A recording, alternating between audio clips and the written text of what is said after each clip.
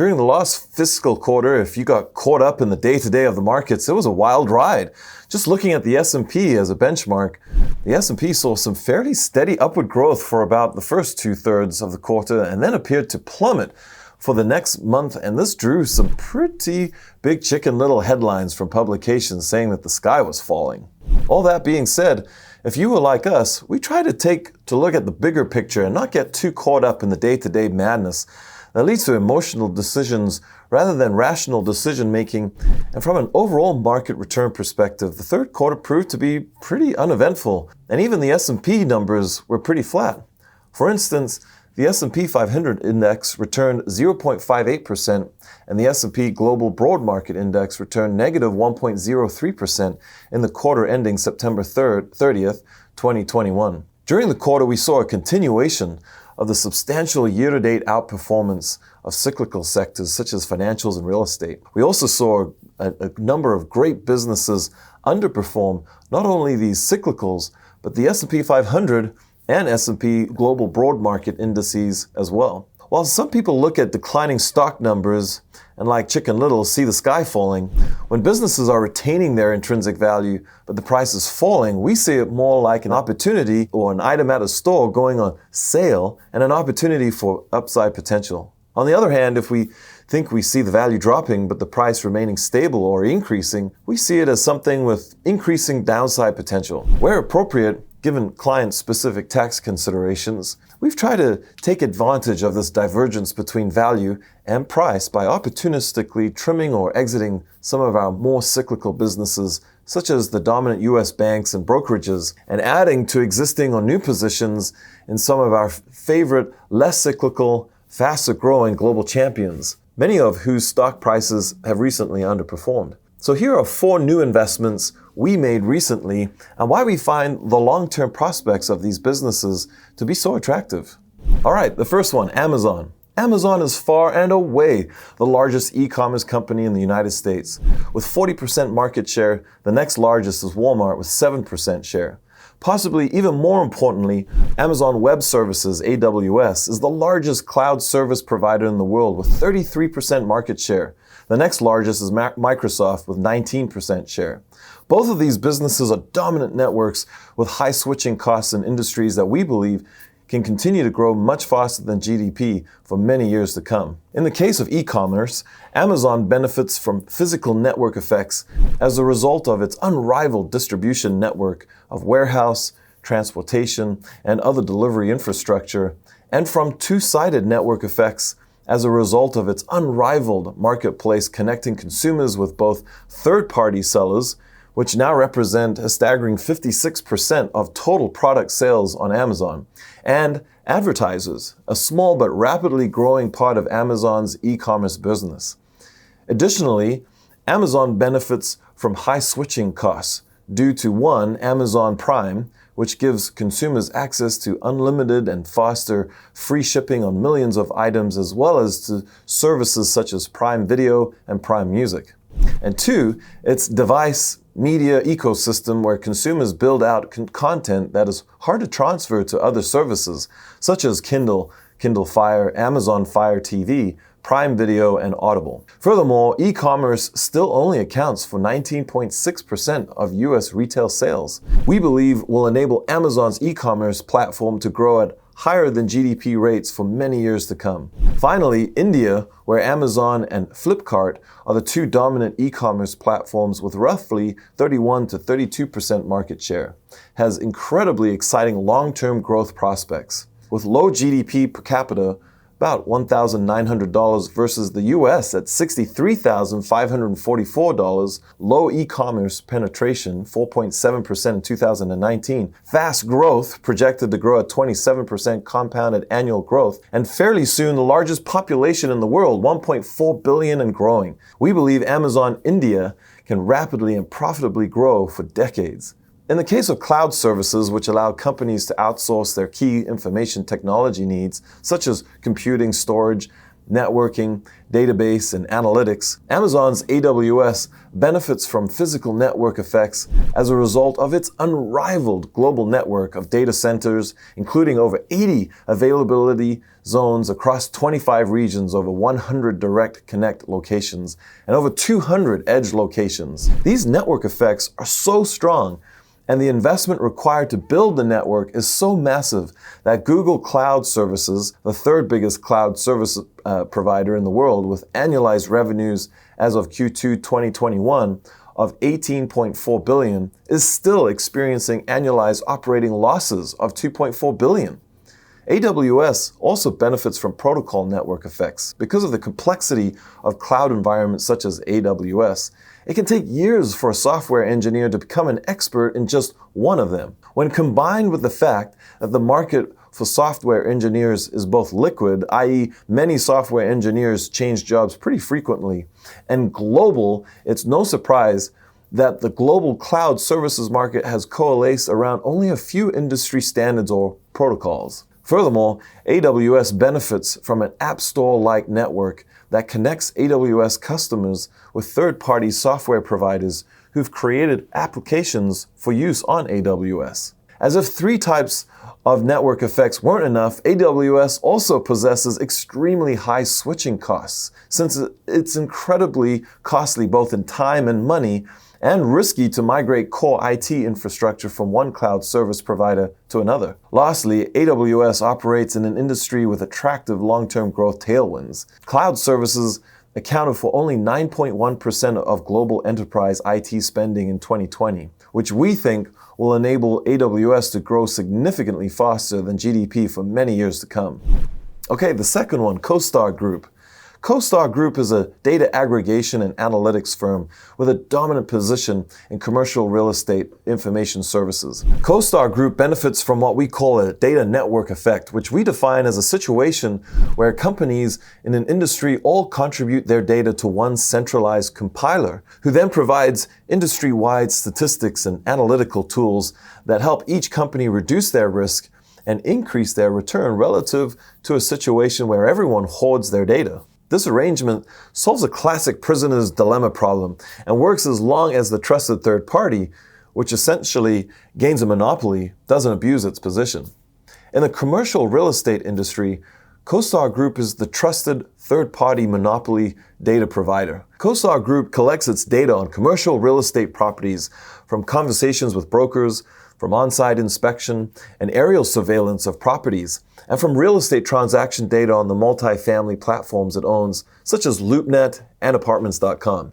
Then, commercial real estate buyers, sellers, brokers, and researchers subscribe to this aggregated mission-critical data so as to optimize their pricing, inventory, and staffing levels in investments, in research, development, and capital expenditures. Since the network effects inherent in this business make CoStar Group's database nearly impossible to replicate, and the cost is a small percentage of company budgets, the company can almost imperceptibly pass on price increases year after year, which drop to the bottom line and allow it to boast high profit margins.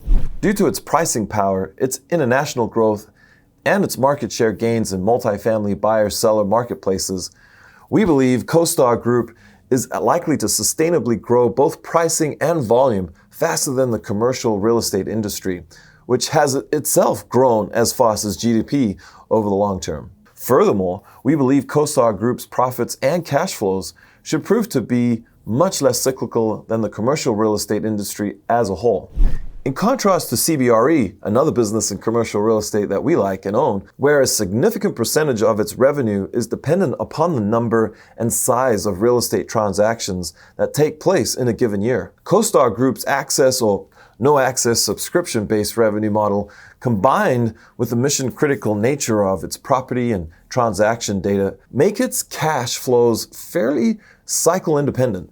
Though even CoStar Group could be impacted by bubbles with large numbers of new entrants or extended busts with persistently declining industry participation.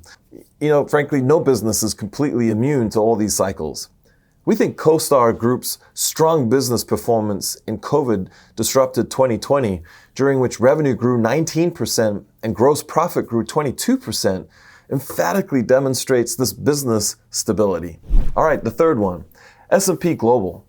In S&P Global's biggest business, it sells credit ratings to corporations, governments, and banks so that these entities can raise debt from the capital markets. In our view, it's useful to think of S&P's credit rating system and the analytical methodology that underlies it as a language that buyers, sellers, and other industry participants use to communicate about the bonds they research and trade.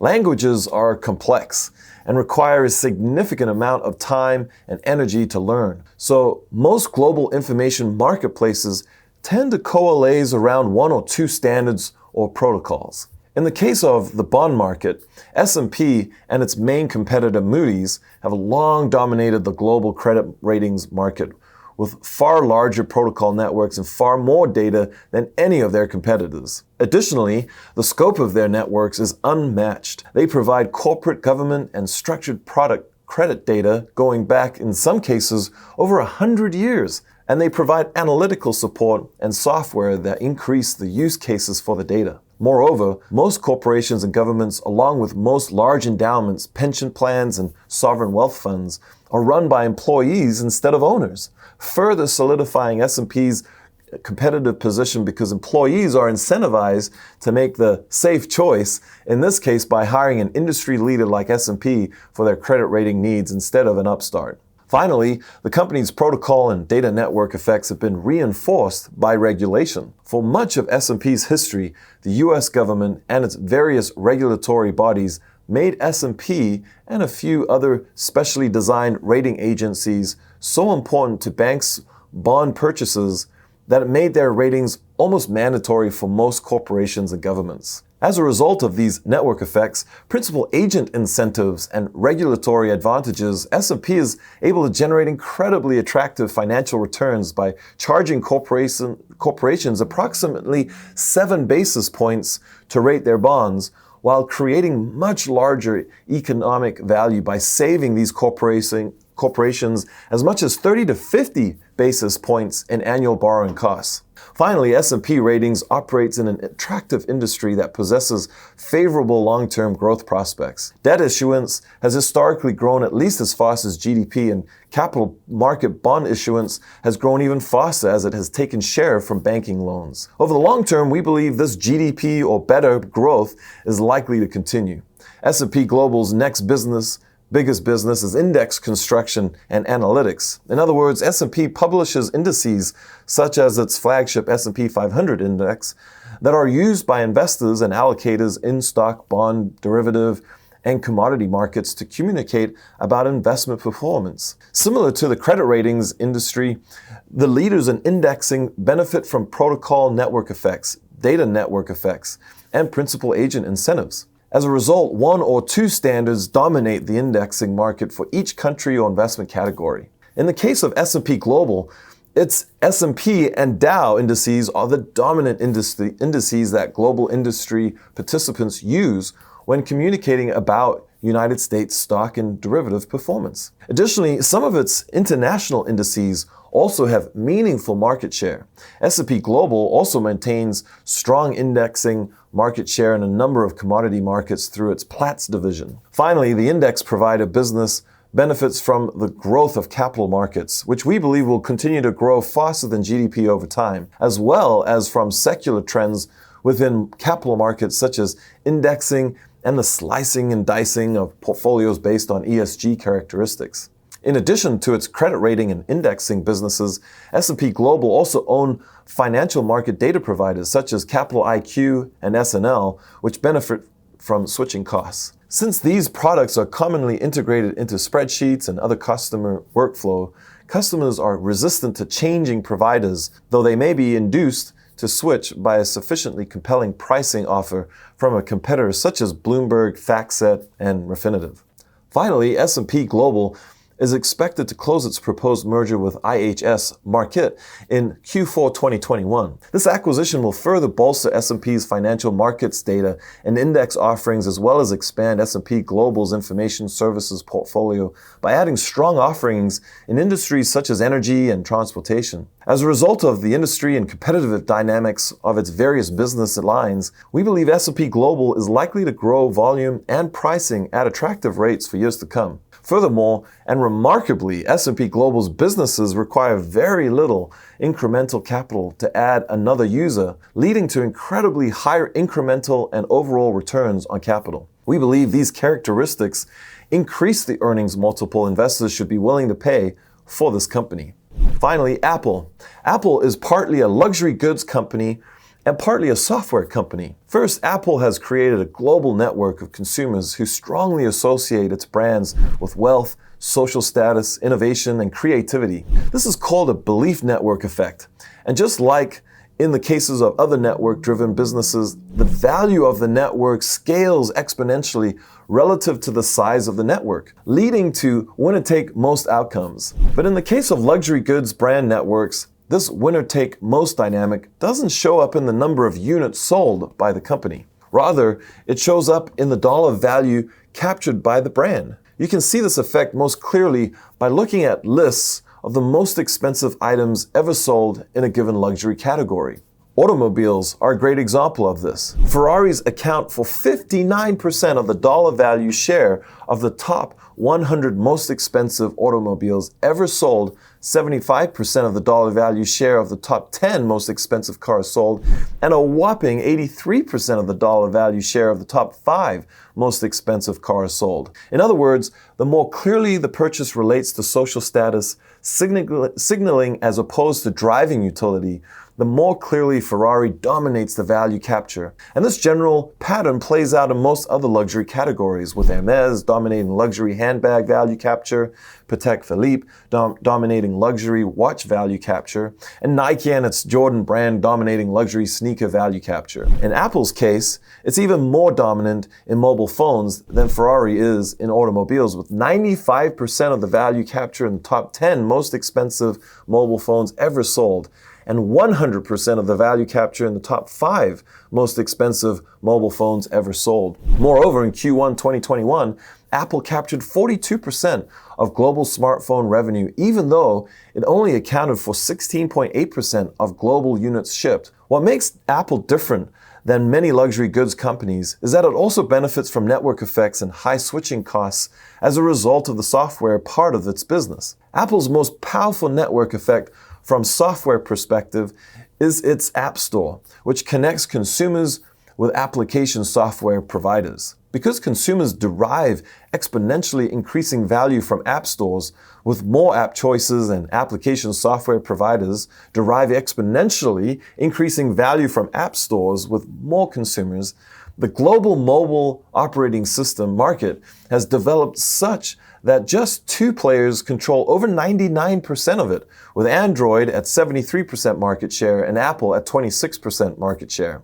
Furthermore, Apple increases switching costs through its device and media ecosystem, where consumers build out content that is hard to transfer to other services, and where tight integration of devices such as the iPhone, Apple Watch, iPad, iMac, MacBook, and AirPods increases convenience and utility, especially on shared family accounts. As a result of its dominance of the luxury mobile phone category, as well as the network effects and switching costs of its software, we believe Apple will continue to grow its already premium pricing in the years to come. In fact, if Apple wants to remain a reliable status symbol, it must increase its prices as global wealth increases, or else its products will become too easy to obtain, thereby diluting the company's value proposition. Finally, we think Apple's future volume growth opportunities are abundant. As billions more people get added to the middle class in the coming decade, we think they will also desire association with the Apple brand, further strengthening the company's belief and two-sided network effects. We hope you found these descriptions of our new investments to be informative and compelling. And have a wonderful holiday season. All the stocks we've mentioned should not be considered a recommendation to buy or sell the stock. Consult your financial advisor for your specific situation. You can also request from YCG a list of all the securities that we've recommended over the last 12 months. Thanks for watching. Check out our other videos and we'll see you next time.